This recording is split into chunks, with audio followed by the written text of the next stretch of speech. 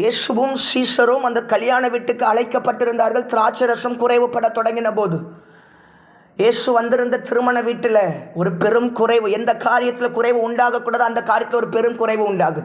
ஒரு பெரும் சலசலப்பு திருமண வீட்டாருக்குள்ள. அவ்வளவுதான், இன்னும் கொஞ்ச நேரத்தில் திராட்சை ரசம் தீரப்போகிறது. என்ன பண்ணுறது? அந்த சிச்சுவேஷனில் இயேசுவும் இருக்கிறார். எல்லாவற்றையும் முன்கூட்டி அறிந்திருக்கிற தெய்வம் தானே.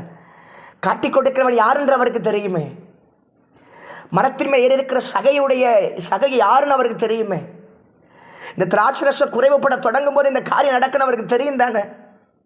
காரியம் அறிந்திருந்தும் ஏன் கர்த்தர் அமைதியாக இருக்கிறாரு? ஏன் என் பிரச்சனையில் அமைதியாக இருக்கிறாரு? என் குடும்பத்தில் ஏன் அமைதியாக இருக்கிறாரு? ஏன் என் சூழ்நிலையில் ஏசு அமைதியாக இருக்கிறாருங்க? ஒரு காரியத்தை உங்களை தெளிவுபடுத்த விரும்புகிறேன். அந்த இடத்துல இயேசுவையும் அவர்கள் அழைத்திருந்தார்கள். இயேசுவும் வந்திருந்தாரு. இயேசு வந்திருக்கிறாருங்கிறது வேற, இயேசுவும் வந்திருக்கிறாருங்கிறது வேற.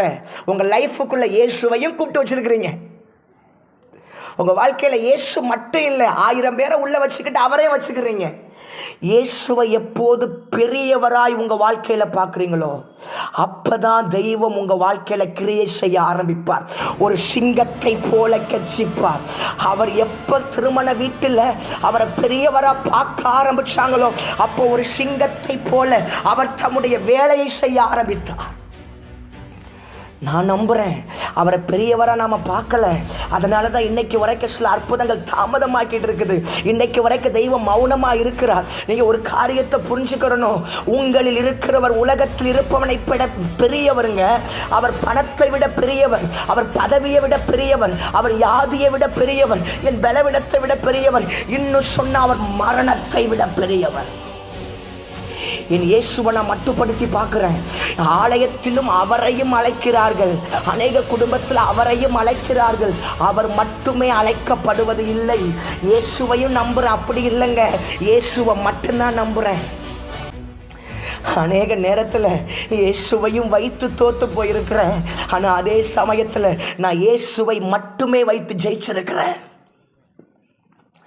இயேசுவை எப்போது நீங்கள் பெரியவராய் பார்க்க ஆரம்பிக்கிறீர்களோ அப்போது தேவன் தம்முடைய வேலையை துவங்க ஆரம்பிப்பார்.